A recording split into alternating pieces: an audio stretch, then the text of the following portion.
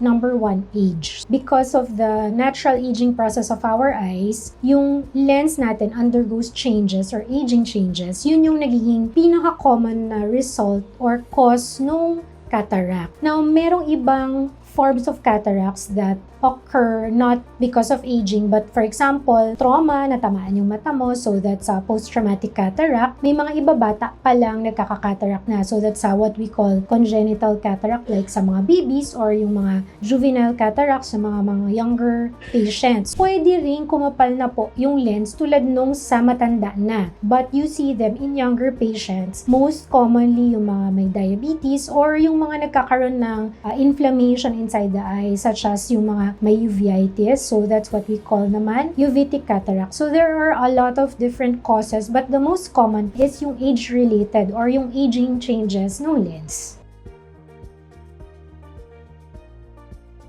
I think more of to delay yung progression. So number one is UV protection from the sun. Maganda po yung salamin nyo, may UV coating, or kung maaraw po, you could use sunglasses with UV coating or UV protect. Number two, eating healthy. Syempre, you have to eat a lot of fruits and vegetables. Kung may diabetes and hypertension, make sure controlled po ang sugar and ang cholesterol. Protection from trauma, that's also one. For example, your play sports, make sure protected yung mata, huwag matatamaan. Yung cataracts po, since it's aging changes po siya ng mata natin, everyone will get it because everyone will grow older.